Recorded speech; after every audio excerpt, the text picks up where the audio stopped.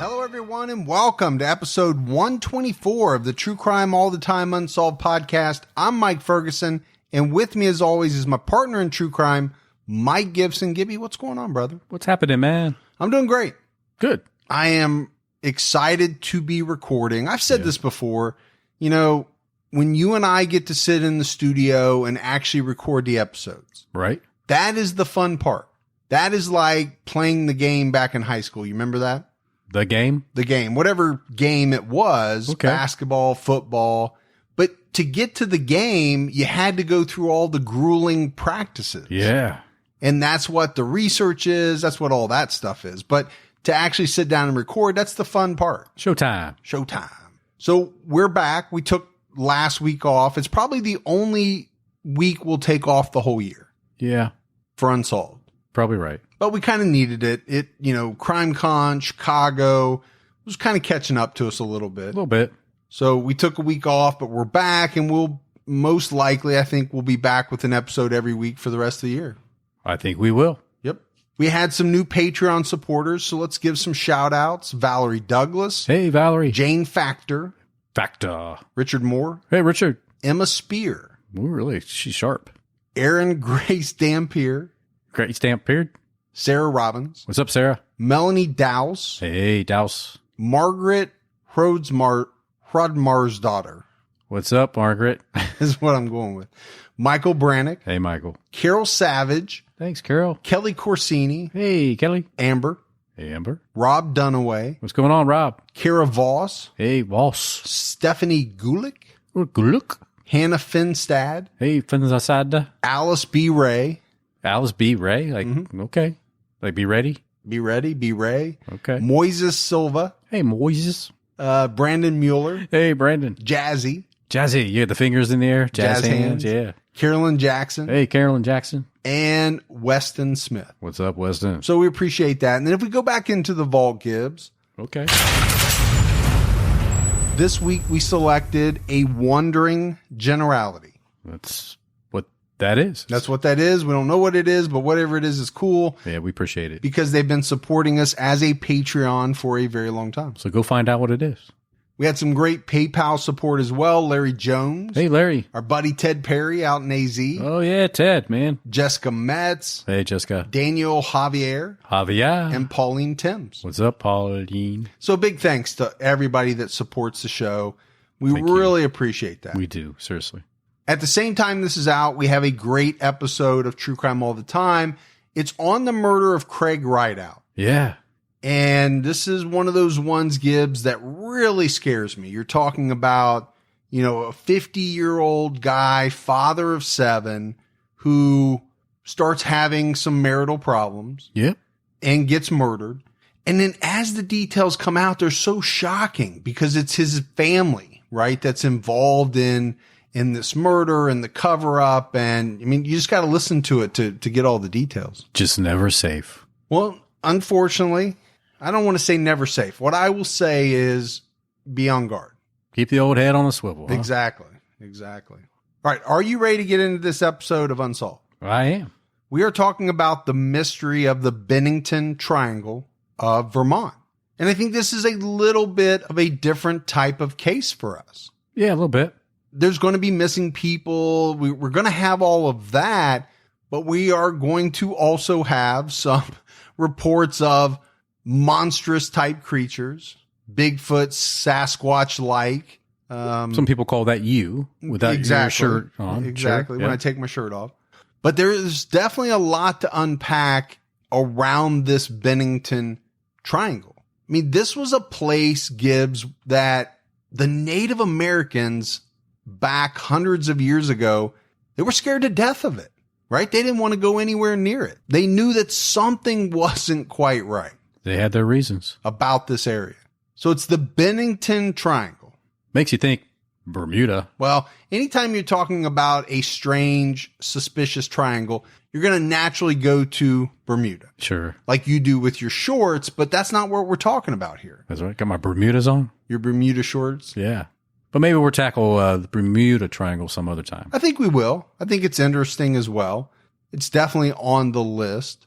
But the Bennington Triangle is an area known for maybe as few as 5, but upwards of 10 and maybe more disappearances in the 1940s, 1950s. So this is kind of the major time frame we're talking about. The Triangle area is focused around the southwestern part of Vermont, known as Glastenbury Mountain. This is in the Green Mountain area, and it encompasses the following towns: Bennington, Woodford, Shaftesbury, and Somerset. All mountain communities. They all have a piece of the mountain. You know, you always want a piece of a mountain. They all got a piece of the mountain. I never wanted a piece of a mountain. Why would I never lived in the mountains. It's good for you. It's good mountain living. Good mountain living. Who are you, Jed Clampett? It's where they get Mountain Dew from. But these were areas back in the day that were logging towns. Right? That's how people made their money, the logging industry. Yeah, I mean, these were heavily wooded mountains, right? Forests. As most mountains are. A lot of mountains are. There's some mountains that are just rocky, man. Rocky Mountains. But don't the Rocky Mountains still have trees in a lot of spots? Some of them. Okay. I don't know. But you're right. You're right. Yeah. I can't argue with you there. But what happened in the late 1930s? The laws started to change and the logging industry began to shrink. And anytime you have an industry that starts to decline and it's the predominant industry in an area, that area becomes more desolate. Yeah. Ghost town-ish. Yeah. I mean, you can talk about some of the old mining towns. Yeah. That kind of sprang up overnight in the West. And then the next thing you know, it's ghost town. Exactly. Dust in the wind. If you want to get into more recent times, you can look at some of the big car manufacturers that have pulled out of cities that were predominantly kind of auto worker job driven. Well, I mean, just think about the comeback Detroit's been trying to make for a while. Sure. And just even near us in Dayton. Dayton. Yeah. Flint. I mean, you can talk about a lot of towns that were hit hard. When you're dependent on one industry, it can do a lot of damage when it's gone. No doubt. But if we go back even farther, let's go back to the American Revolutionary War, towards the late 1700s, there was a big battle, the Battle of Bennington. Yeah. And this was, probably a lot different than most battles that people are familiar with. They literally were fighting on the side of this mountain. Yeah, they were up in the woods and not your traditional get out in the middle of the field and line up and shoot each other and whoever's left wins. Right. That's kind of what you think about, right? With the Revolutionary War, everybody's kind of all lined up. You get your musket ready and everybody fires. Just don't want to be the guy in front. No, I always want to go to the back of the line for that. Yeah. There were hundreds of men that lost their lives in this battle, but they're up in this mountain. And I think Gibbs, essentially, most of them just decomposed right there, right there on the mountain. And the Native Americans back in the day, they drew pictures, and these pictures kind of depicted this story of some type of enchanted stone that they believed that, was on the mountain, and it swallowed anything that touches it. So there is some thought that the Native Americans witnessed, all of these men that were dead. And then all of a sudden it would be after, as they decomposed, it would look like the mountain had swallowed them. Yeah. Swallowed them up right there over an extended period of time. Yeah. It takes a little while, but to them, very spiritual would be enough to probably spook them. This region has some strange history tied to it. There are reports as far back as the 1800s of strange beasts, wild hairy men running through the forest. So you weren't even around then, so it couldn't be you. It couldn't be me. Couldn't be me. But again, like we talked about, the Native American Indians avoided this area at all costs. They felt that there were bad spirits. They felt that this was a place that was cursed. Yeah, I think they just said, we're good. We'll move on somewhere else. Yeah, enjoy this place. It's a big place. We've got plenty of room. We'll go somewhere else. Yeah, you guys back then, yeah, they had plenty of room back then.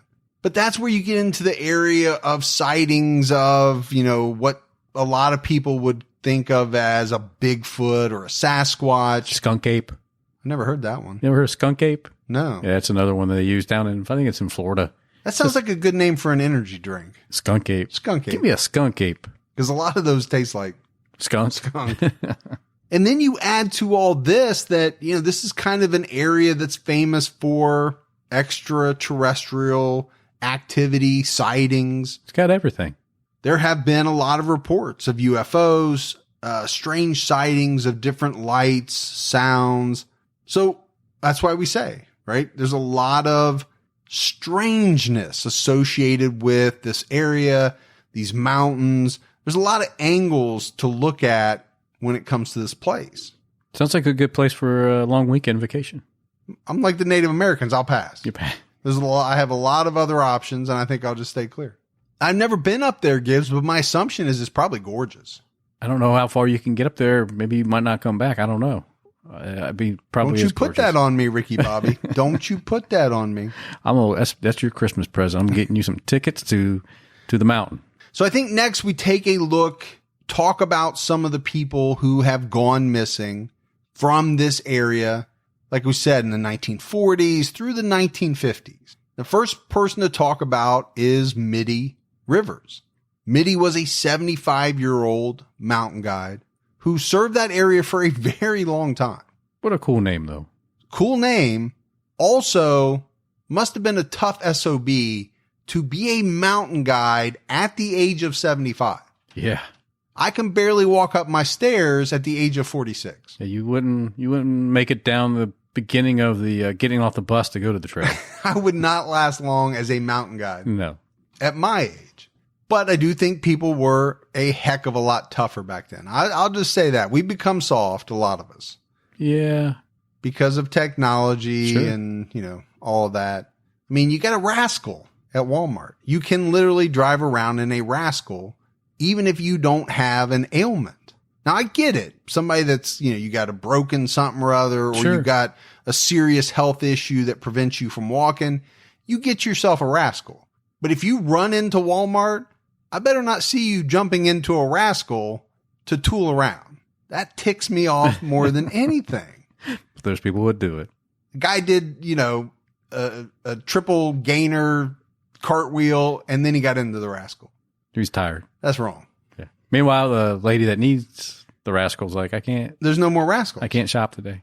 On November 12th, 1945, Mitty led a group up the mountain trails. On the way back to their campsite, he got ahead of the group and they lost sight of him, which seems like something you shouldn't do if you're a mountain guide, but I don't know.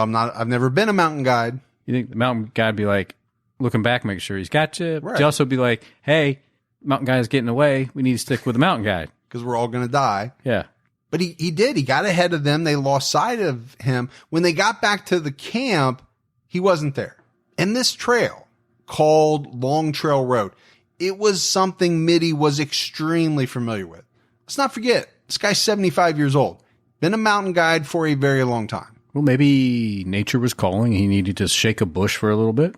Is that the euphemism you're going with? Shake a bush? Shake a bush? I'm shaking the bush, boss. Cool Hand Luke, man. Oh, it always comes back to Cool Hand Luke. I don't remember Cool Hand Luke the way that you do. Yeah. So they're worried, right, about this Mitty. They get the police involved.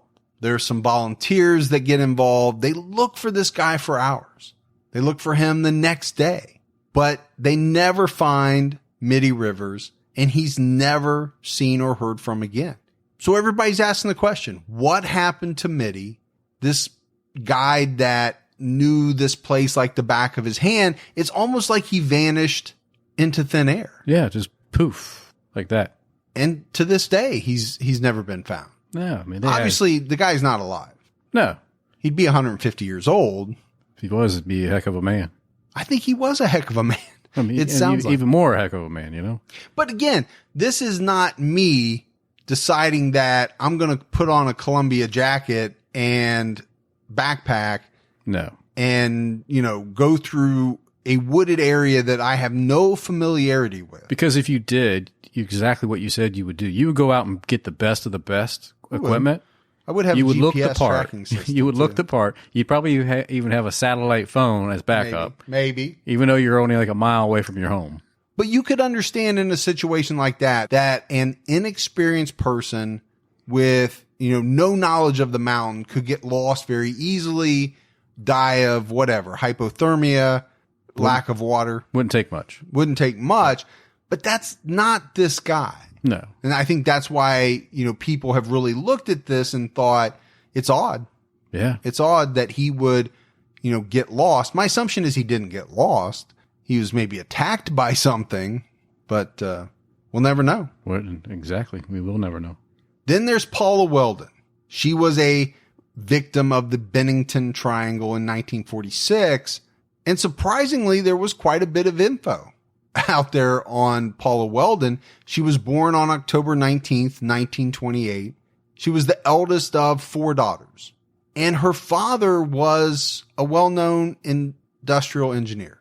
He was an architect, designer by the name of William Archibald Weldon. It's a pretty powerful name. Archibald. Middle name. You like that, huh? I think it's, Archibald. Powerful. Powerful. You like powerful names. Maybe. I don't have one. Rex West has one. So he had a powerful name, but her mom, she just had a, regular name. Jean. Her name was Jean. Hey, Jean. Like our names are Mike. Yeah. Not very powerful. But her dad had some notoriety. He designed kitchen utensils, cocktail accessories, and he held some patents for these things for the Revere Copper and Brass Company. Kind of impressive. Sure. For a guy he sounds like he was an impressive guy. With a powerful name. With a powerful name. Paula was a 1945 graduate of Stanford High School. Then she went on to attend Bennington College, which was located in North Bennington, Vermont, in 1945. Her sophomore year, she was living in the Dewey House dormitories on campus. She started out as an art major, but then in her sophomore year, she switched over to botany. People got to know about plants, man. Sure. I don't care about them, but some people do. It's important. Paula was very close to her roommate in college. But her parents wanted her to expand out a little bit, and she would. She made friends at college, and she started to do some square dancing. I know you're a big fan of square dancing. You're pretty good at it. Champion, baby. Champion, yeah. And she also started hiking, because that was the thing to do around there. It's good exercise. Yeah. She had a part-time job working in the dining hall on campus, like a lot of students do, right? She wanted to earn some extra spending money, which is actually pretty commendable because it sounds like her dad was well off. Be all right to work at the dining hall because you can get all the scraps, I can see you going around and eating people's leftovers as you're bussing their table, their plates back to the kitchen. You look like you're done with that. I'll take that away from you now. But on December 1st, 1946, Paula worked her lunch shift, and then she decided she wanted to hike the famous Long Trail on the mountain, and that was just about 5 miles from campus. You say just about 5 miles. It's a long walk for me. To get to the place where you're then going to start hiking. Yeah. So, luckily she'll pick up a hitchhike. Do you pick up a hitchhike or they pick up you, don't they? How does that work? You hitchhike, but do you pick up a hitchhike? No. You pick up a hitchhiker, but she couldn't pick up a hitchhiker because she wasn't driving. So there you go. She was picked up while hitchhiking. Glad we got that worked out. But she was excited about doing this trail. She asked some friends, she asked her roommate, but everybody was busy. Either that or they're like, we're not doing no long trail thing with you. Do you know how long that is and how much effort that takes? Good luck. And the fact that it's 5 miles away. And it's 5 miles away. I mean, there's no guarantee that a hitchhiker is going to pick you up. But you're right. She wanted some people to go with her. Nobody would. But she was determined to go. Went back to her dorm room, put on her hiking clothes. But her roommates later said that she really wasn't dressed for cold weather because she wasn't expecting to be out, really longer than the afternoon. And that can be a problem. Yeah. Because if something goes wrong and you're stuck out there overnight and you're not dressed for it, obviously that's where you get into the area of hypothermia. And right. should always be prepared. But in this case, she wasn't, because she didn't even take a backpack. She was just going to walk. But you mentioned she got a ride. The problem was that the driver could only take her 3 miles and then had to, go in a different direction. So she was going to have to walk the rest of the way. But she got to the trail, and that's known because some hikers passed her. As she was heading into the trail, they were coming out.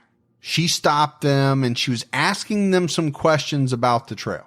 And then she headed off up the trail going north towards Harbor Road. And she met some other people along the way. And this helped give investigators, some clues into how far along she got up the trail. They know she got as far as a place called Fay Fuller Camp. And they also know that this was just around sunset or just before it, because she met some people there that were later able to identify her and tell authorities they saw her. But that's the last time anyone saw her. So her movements after that point are speculation, right? They assume she headed towards Bowlesbrook Valley. Paula's roommate started to get concerned, but, she thought maybe Paula had already been back. They missed each other. Maybe Paula was at the library already studying for exams. But when her roommate woke up the next morning and realized that Paula had not come home, she immediately reported it to the administration office and to security. She was very concerned. Rightfully so, right? Yeah. No, I think any roommate, well, I shouldn't say that. There were nights in college I didn't come home. I don't think my roommates were too worried about me, nor should they have been. Well, you did go to a unique college. I did. And as we know, I did my share of partying. Yeah. Furry University. That's where it all started, brother. Exactly. But I think the key thing here is that the college, the security, everybody took this pretty seriously. They very quickly started a campus-wide search for Paula. They notified the local sheriff, but the search went on for days and then weeks. And this was such a big deal at the college that during the first week of Paula going missing, they shut the college down.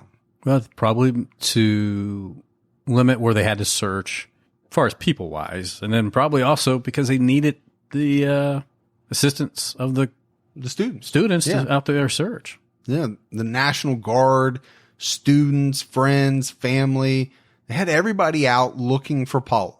They even brought in some planes to do air searches. They hit the trail area pretty hard, up into the Glastenbury Mountain with these air searches. They were also, obviously doing ground searches. They searched what they said was about 9 miles of the trail. That's a lot of searching. That is, because you're just not walking 9 miles, right? I mean, you're fanning out. Yep. You're looking off the trail for sure. As the search went on, people started to believe that Paula got lost up in the woods. But as always is the case, there were rumors. There were theories.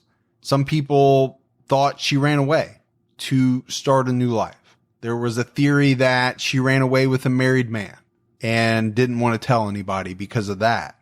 There were some people that thought, she's up there, she fell, she hit her head and got amnesia and forgot who she was.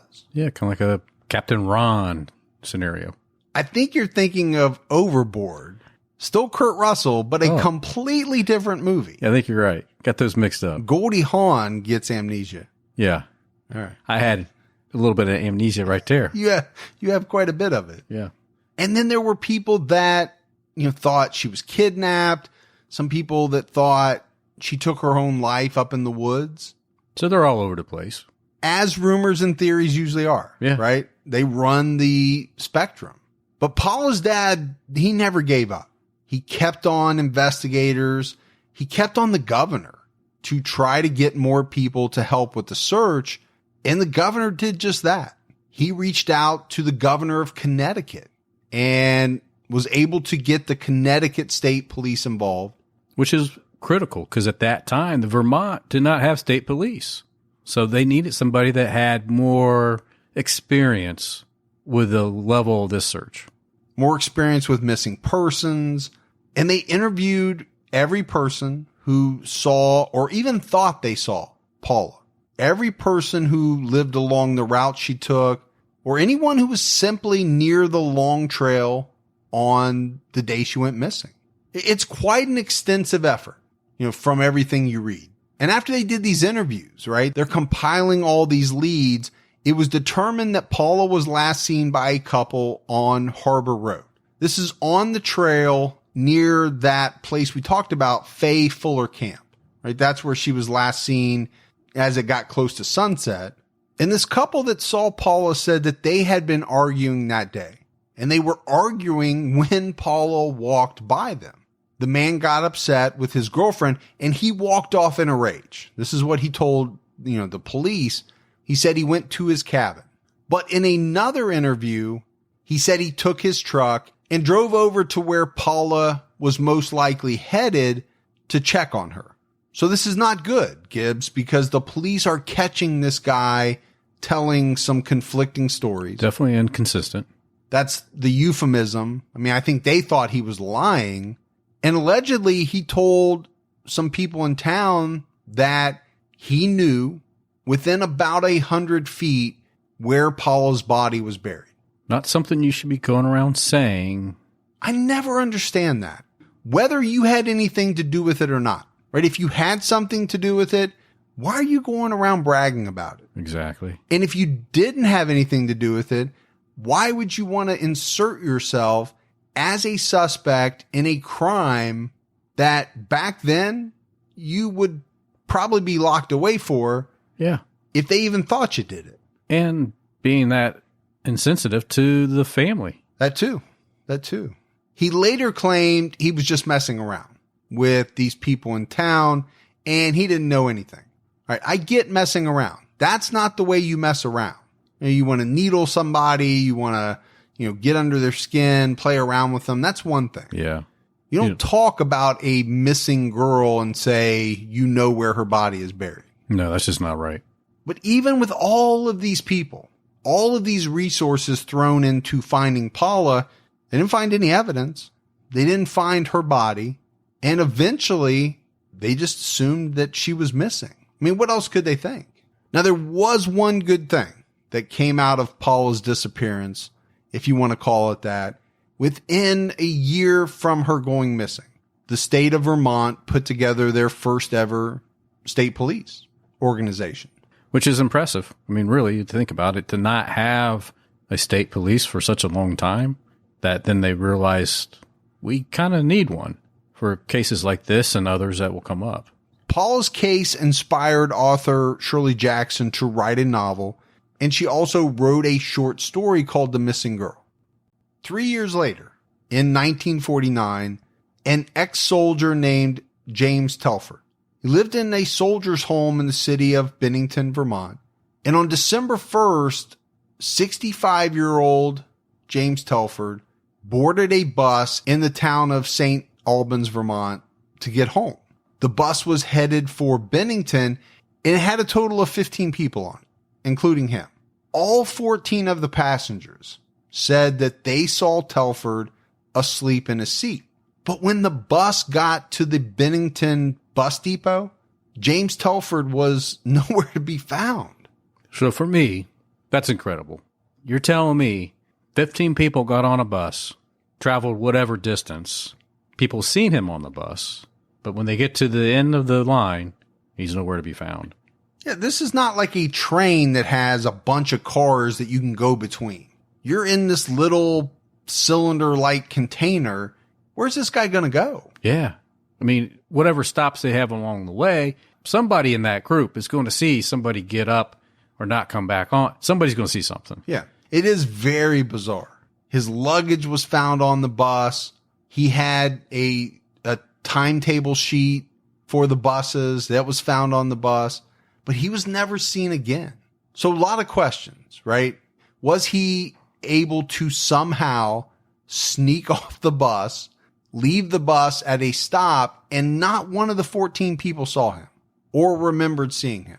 And if he did get off the bus, Gibbs, did he just decide, I'm just going to leave my luggage? And did he just decide, you know what? I'm not going home. So he said, I'm not going back to Soldier's Home. I'm not going to go visit any friends. I'm going to just go off in the what? It's bizarre. It's bizarre. The guy's 65 years old. You would think somebody would have seen him at some point. Yeah, like we said, how's he going to exit the bus and 14 people not see him, not grab his luggage, not go home, and like some of the others, essentially just vanish? Maybe he got off at the bus stop before, had to use the restroom, took longer than he thought. The bus is like, we're out of here, we're not waiting. But you think they would have looked and took a count before they pulled away. But even so, it doesn't matter, because somehow, whether it's hitching a ride, he's going to make his way home. Back to his home, yeah. And then get his luggage sometime later. It's just really weird. 65 years old, just to poof. Now, I will say this.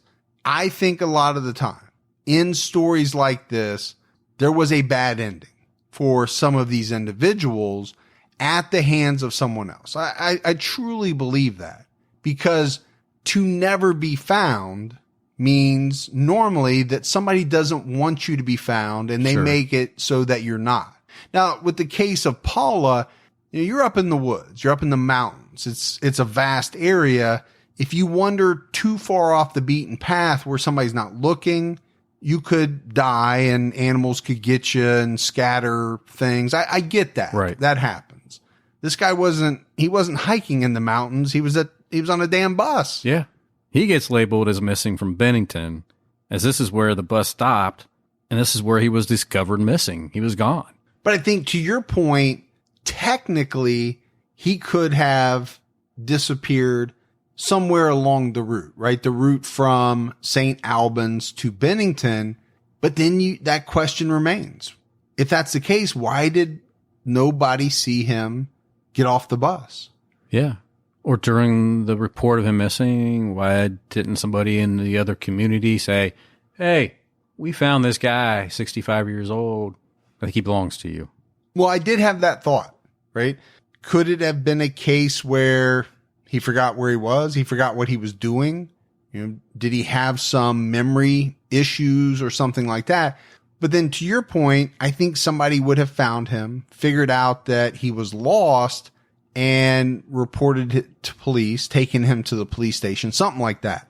Yeah. I mean, that's why these cases are so mysterious. You go one way and you can't answer the question that comes up, right? Because it doesn't make sense. If you go another way, there's a similar question, different, but you can't answer it because it doesn't make sense.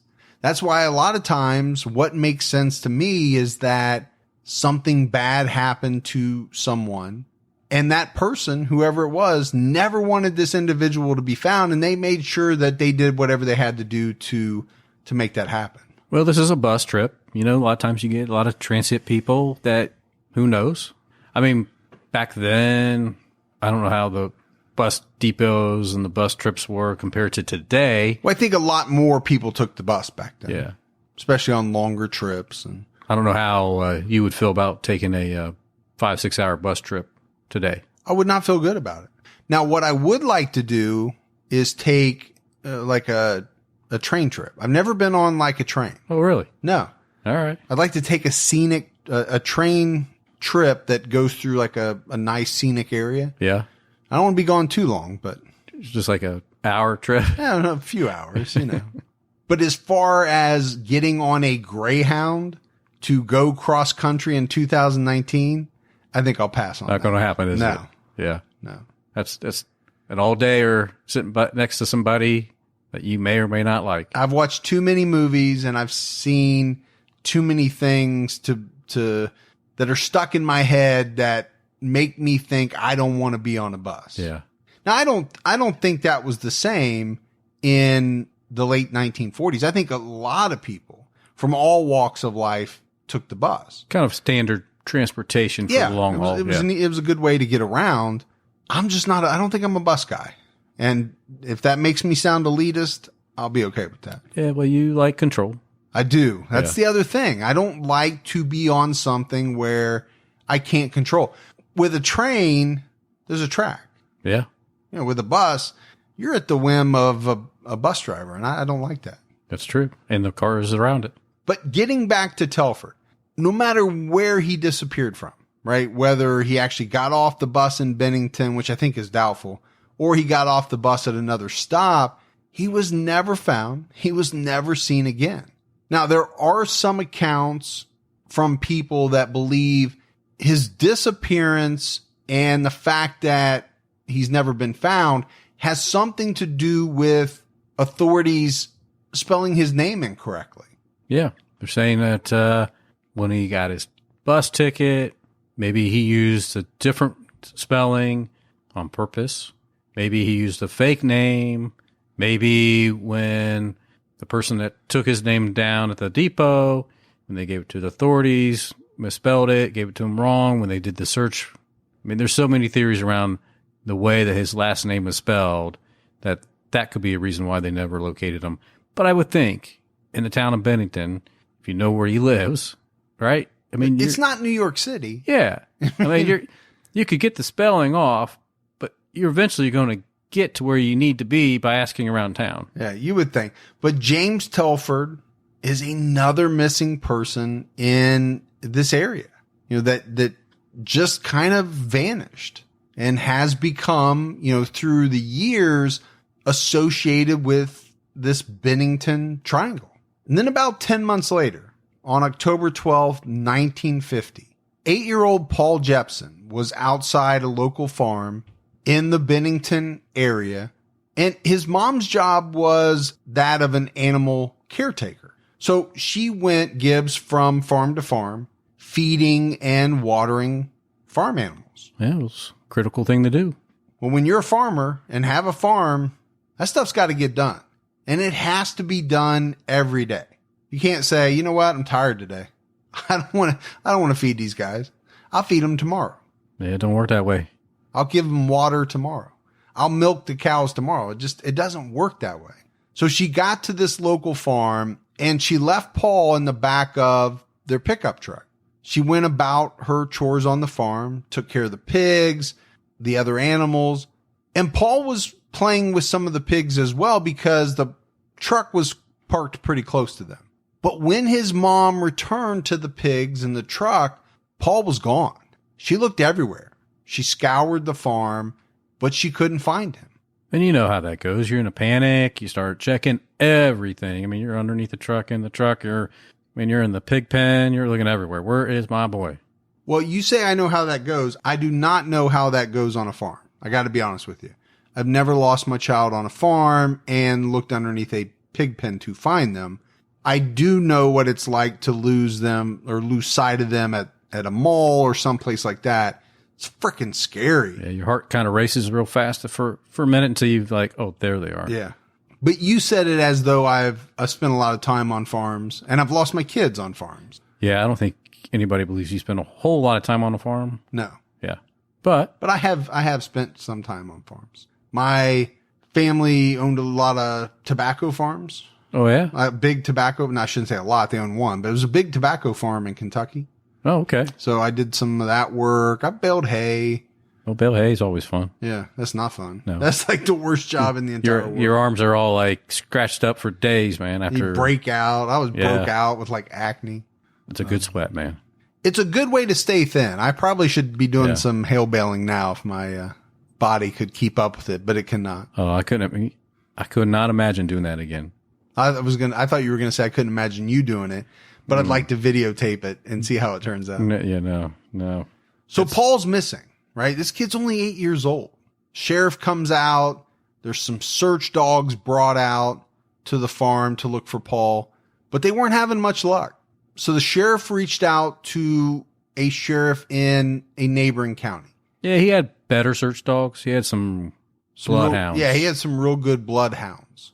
In addition to the dogs, there were over 100 people that joined in the search efforts to find Paul.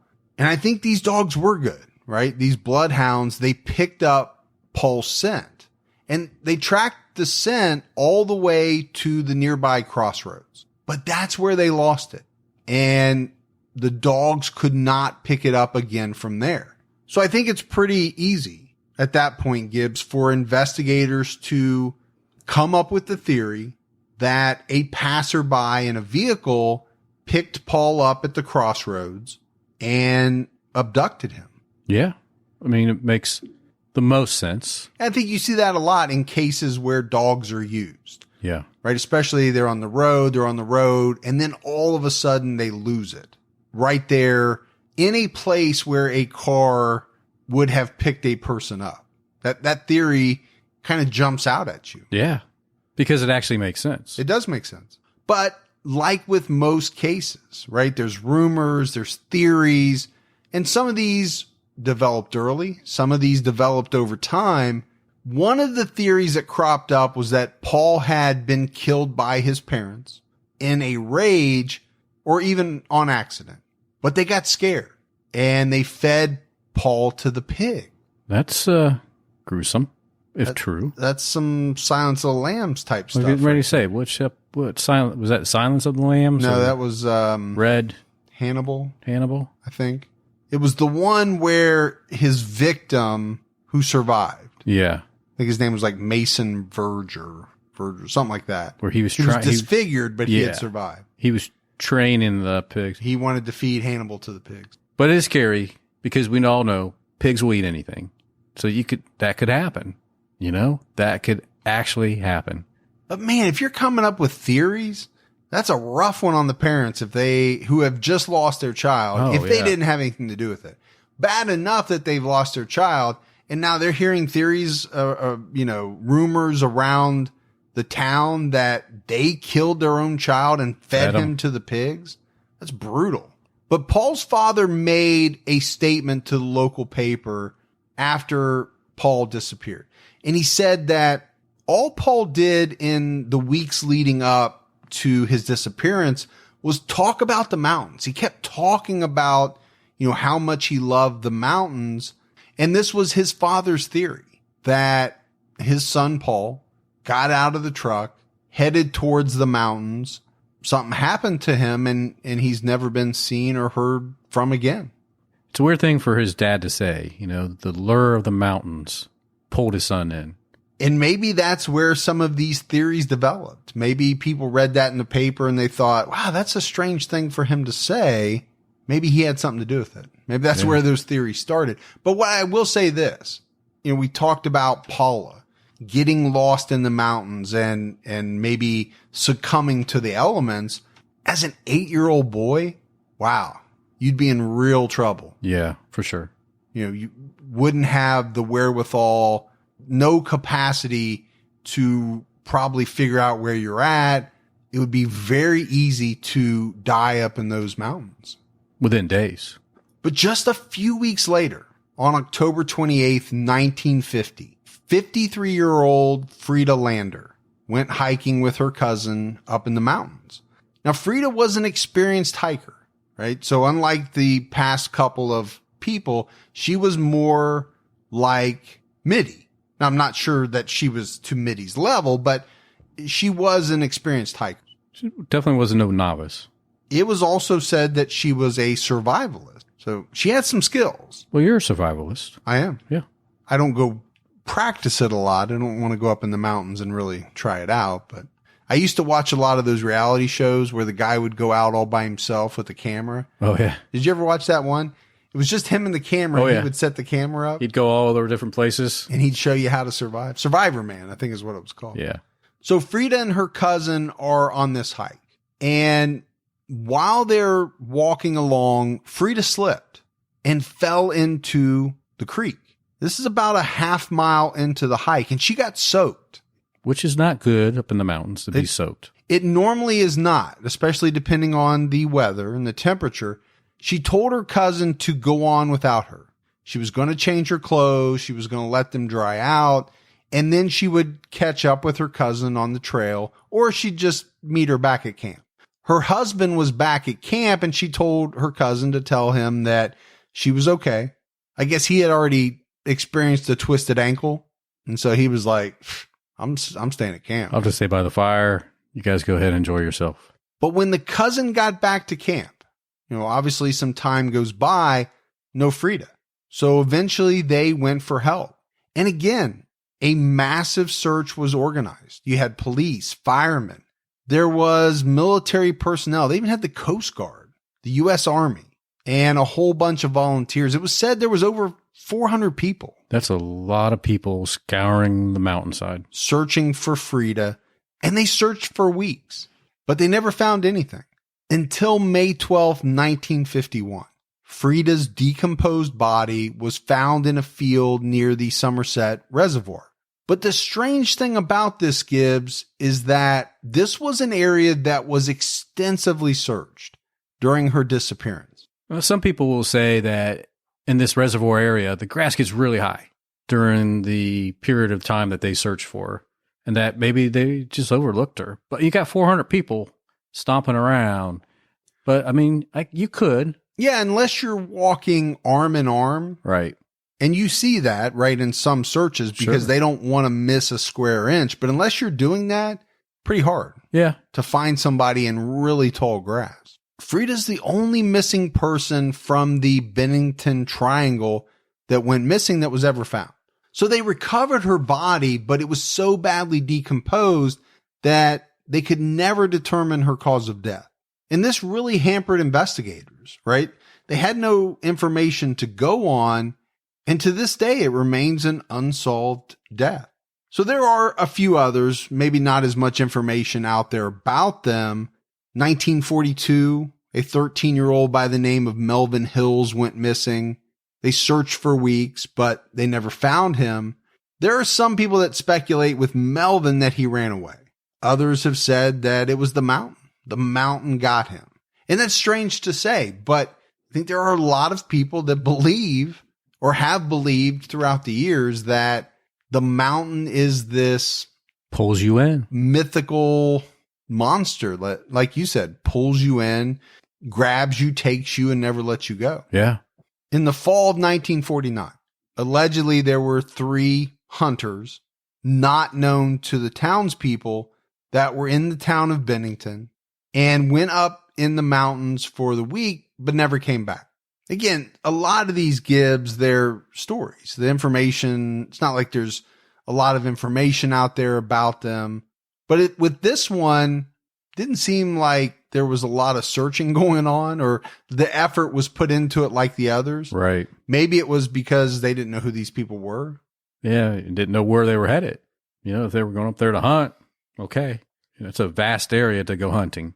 So the Bennington Triangle made the movies in a big way. When the Blair Witch Project was released, it was a huge hit at the time. And I don't know if you remember this, Gibbs, when it came out, it was kind of shocking for a number of different reasons. I mean, number one, the movie was made in a way that a lot of people at the time when it came out believed that this was some type of true event that was just captured on film by these filmmakers that were, out in the woods. To your point, they did such a good job at that, using the point of view cameras and everything, that even when the producers took it to Sundance for the big film festival to release it, they always have like the list, all the films there will have like the list of the actors and people that are in the movie and their names and what they're currently doing. On theirs, they had them and the names of the actors, the ones that died in the movie, they're actually deceased, and some of them they had missing. So they actually, at Sundance, were playing at full force. They're like, it's a true story. Well, this really happened. Yeah, I don't know if you remember, but when the movie starts out, it says this is a real story. Oh, is that what it actually says that in the very beginning? I just watched it like a month ago with my daughter. She loves it. Yeah. She wants to watch it all the time. It's not a good movie. Now, to watch it later as a 46-year-old, knowing that it's not real. But I watched it at the movies when it came out, and it scared the shiznit out of me. Something that cost $60,000 to make, something crazy like that brought them in like 300 million. It was just a huge hit. When I watch it now, it's so much buildup, right? It's almost like watching one of those Bigfoot shows. It's like, did you hear that? Did you hear that? Yeah. Somebody's scared. They heard something. You're not seeing anything. The ending's really good. Right. But to watch it for an hour and 20, 30 minutes or whatever to get to that ending, it's a little rough nowadays. But Yeah. when it came out, it was like nothing anybody had ever seen. Well, to that point, after that, then they went on to all those paranormal movies. Well, and they also made subsequent Blair Witch Oh, did they? movies. Yeah. Okay. I believe. And the girl that played in the movie, she was in a bunch of other movies later. Okay. So obviously it all came out that it wasn't real. But they did a good job selling No, it. they really did. But when you think about that movie, the crux of it is they're experiencing all these kind of strange sounds, some sights, mostly sounds at night. And it's almost like as the movie progresses, they're starting to lose it, right? They don't know where they are. They keep going the way they think they're supposed to be going. And it's like the woods are turning them back around. And a lot of people thought that the movie was portraying the events of the Bennington Triangle, right? That had terrified people for a number of years. So many mysterious events in the area, missing or dead persons. There was a quote from an entertainment magazine that said, "The Blair Witch Project is complete fiction, and no, there is no plot to cover up the truth. Events portrayed in the movie have occurred in real life. During a 5-year period in the Green Mountains of Vermont, 10 people have disappeared without a trace in an area of woods known for mysterious creatures, strange lights, and spooky specters." This is the quote. So you can get it right from that quote. You can put it together that a lot of people thought that, at least in some part, that movie was based off the strange occurrences that happened in the Bennington Triangle. Yeah, definitely some bizarre things.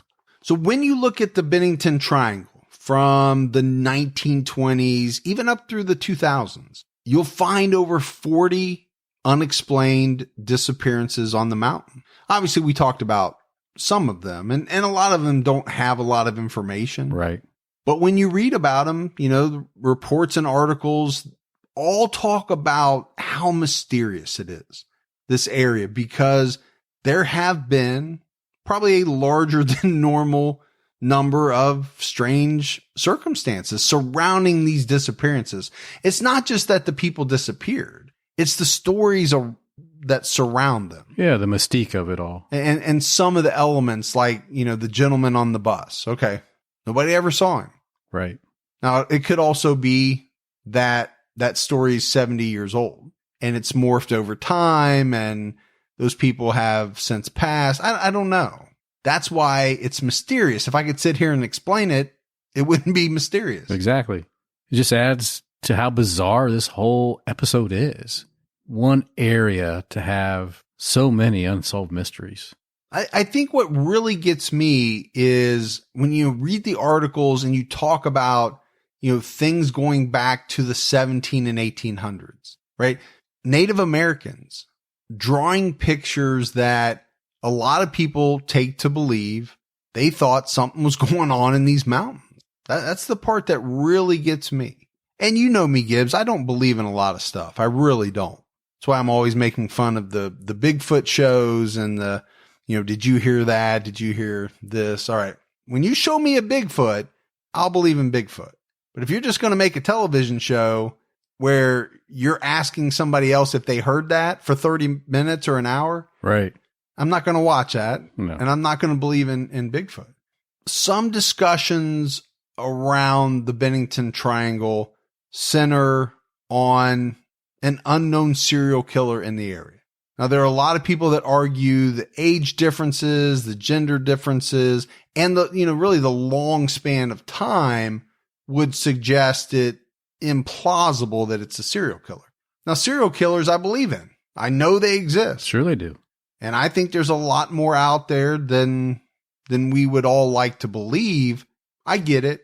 Probably not one serial killer for, that span of time. But could there have been one operating in the 40s and 50s? Absolutely. Sure. Could there have been multiple people operating in and around, the Green Mountain area? Yep. We know it. But they have no evidence. No, they have no evidence of it. But I always do go back to that. The unexplained stuff, to me, is easier to think about when I put it in the context of some of the other stories we do, like on TCAT. Right.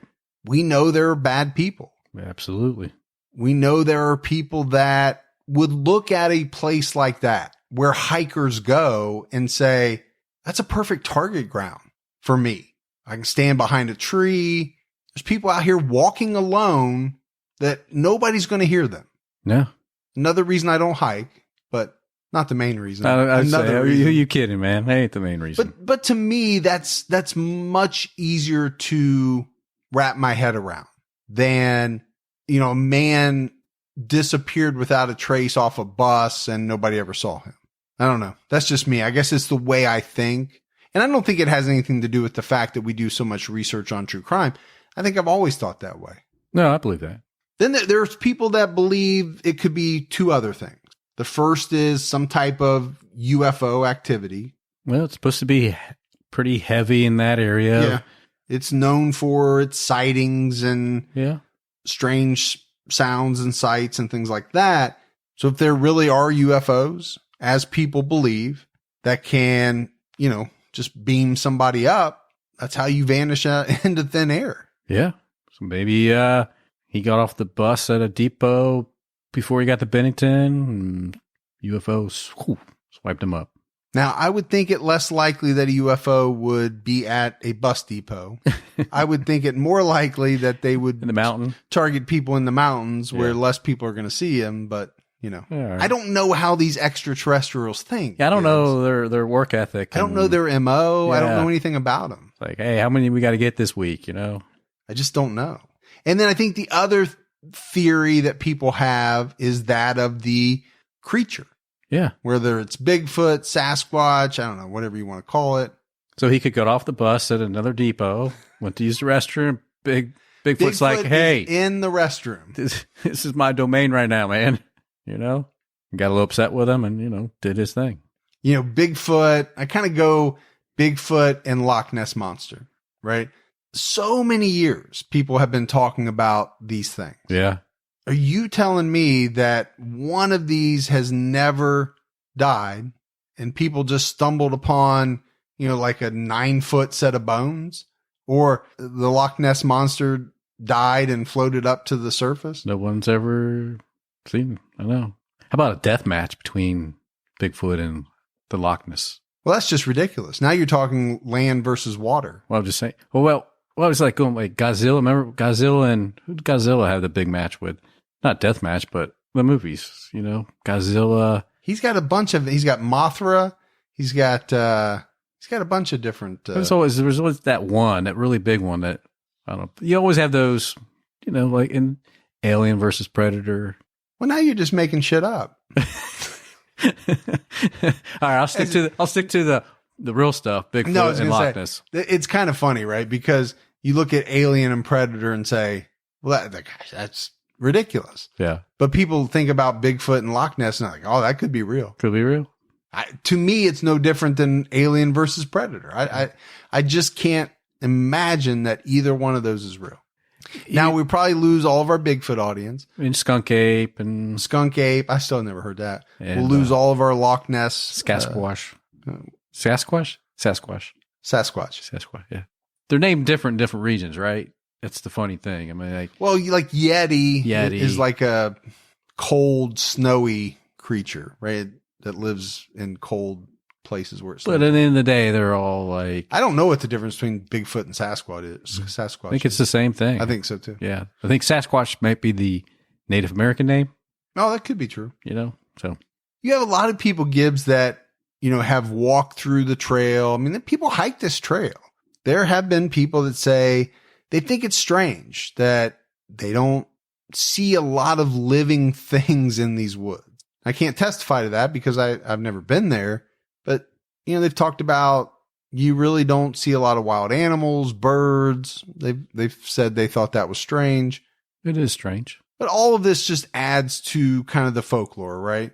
And then there are some people, I think this is a small group of people that believe there is a stone or multiple stones. This harkens back to the Native American drawings. Yeah. That literally swallow you in. Oh, suck you into like another dimension. well, that's cool. And you just vanish. Just like that. I really don't think that's cool. It just depends on where it takes you. It's not as cool as you may think. Does it take you to like 100 years back in time, 100 years forward in time? Does it take you like I don't want to go nowhere. Some black hole in the sky? I don't know. I want to know where it takes me first. I'll be like, hey, before I take this journey, I want to see a preview. No, I don't want to go anywhere. I'm standing right here. All right. But, at the end of this, as we wrap up this episode, there have been a lot of missing people in the area. That part is true. Some of it is hard to explain. But I look at it as a lot of the unsolved cases that we do.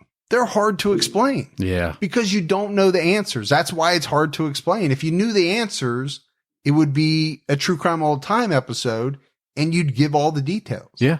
So, is it a disproportionate number of people that have disappeared in the Green Mountains as opposed to the Rocky Mountains, the Appalachian Mountains? I don't know. In some area, obviously you have to boil it down because those are big mountain ranges, but could we go to some place in Tennessee and find that over the last 70 or 80 years, 40 people have disappeared? No, because down in Tennessee, we know how to hike.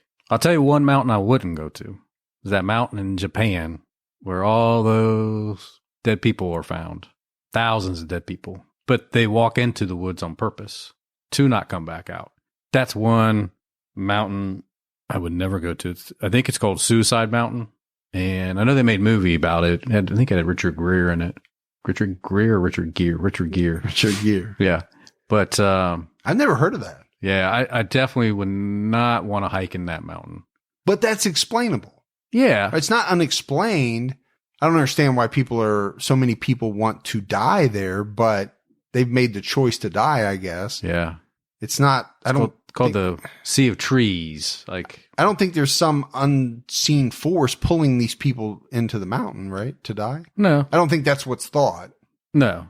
It's just a place that when people make the decision that they want to die, I guess they go there. That's where they go. I'm just saying that's where I'd I don't know, I feel like taking a hike today. I don't want to, I'll just go to these mountains over here. I'd be like, no, I'm good. That's it. That is the episode on the Bennington Triangle. Again, I don't want to cast, aspersions on it because there's certain things I don't believe in. It's a lot of people that have gone missing. Yeah. People have lost their lives. People, these people are dead. Yeah. I mean, there's no doubt about that because it happened so long ago. Sure. Now, did they live out their life somewhere else? In the 40s and 50s, much easier, right? If you wanted to escape and create a new life, I think you could have done that. Oh, yeah. Not 2019, much harder. Almost impossible. But again, we just don't know. There's a lot of speculation. There's a lot of rabbit holes, but it's interesting to talk about. I mean, I think it's a discussion worth having. Yeah, I agree. Even if there's things that I don't believe in. There's a lot of things you don't believe in. There is. All right, Gibbs, we got some voicemails, so let's hear some of those. Hey, Mike. Hey, Gibby. This is Joan from Brandon, Mississippi. I just got finished listening to the Jessica Chambers, and I want to tell you that y'all did a wonderful job on that. Y'all actually told me some things I didn't know, and I live here in Mississippi. Great job on that. Also, at first I was Team Gibby. Now I think I'm Team Mike. I just listened to an episode where you said you read all Stephen King novels, and that is so me. So I think I'm changing to Team Fergie. Keep your own time ticking. Thanks, guys. Bye. Wow, changing over to Team Fergie. You don't hear that a lot, but, people flip back and forth, and that's totally cool. I will say this, that Jessica Chambers episode, it was a really tough one to do, no doubt about it. Hi, Mike and Gibby. This is Amy from a little town in Greymouth, New Zealand. I just wanted to say that I love your podcast and that I listen to it all the time. I'm binging it. It keeps me busy at work, and I just love the chemistry between you two guys. Just keep it short and sweet, keep up the good work, and keep your own time ticking. See ya! Well, we love that. We appreciate that. And we have so many fans in New Zealand. It's amazing.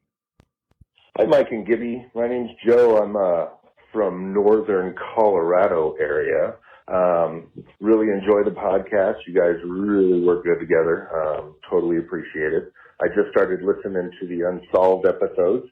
I don't know if you guys have or if you haven't, the case of Crystal Reisinger up in Crestone, Colorado. Very interesting case. Also, I worked in the oil fields overnight hauling water, and after hearing the Scott Peterson, boy, do I cringe every time I have to open up them hatches. But really enjoy listening to you guys, and take care. Have a good day. Bye-bye. All right. Very much appreciated. Hello, how you doing? I listen to y'all show all the time. I actually just started listening to it about a month ago, and I was just interested in, I had a friend. She was one of my real good friends. Her name was Charity Bocher from Virginia Beach. Charity, Boucher.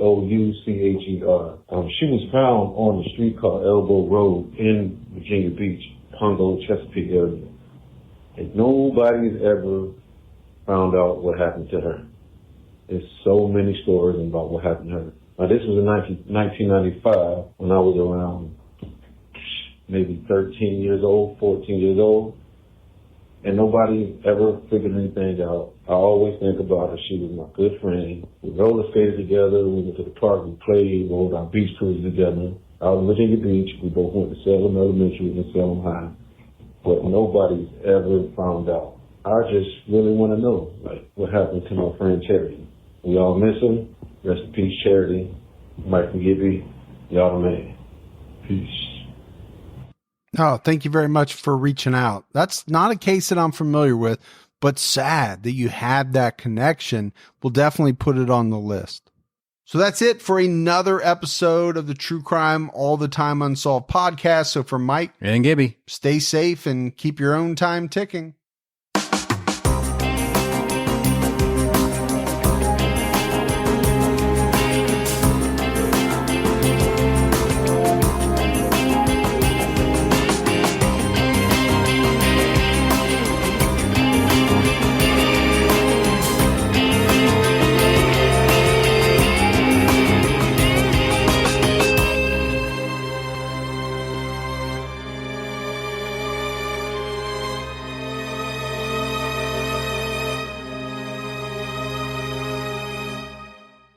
Hey, TCAT fans, don't forget about BetterHelp. No matter what type of struggle you're facing, depression, anxiety, trauma, or grief, BetterHelp can connect you with a professional counselor in a safe and private online environment. They have secure video or phone sessions. They also have chat and text options. Anything you share is completely confidential, and it's a truly affordable option. Our listeners get 10% off your first month with the discount code TCAT. So why not get started? Simply go to betterhelp.com/TCAT and fill out a questionnaire to get matched with a counselor you'll love today.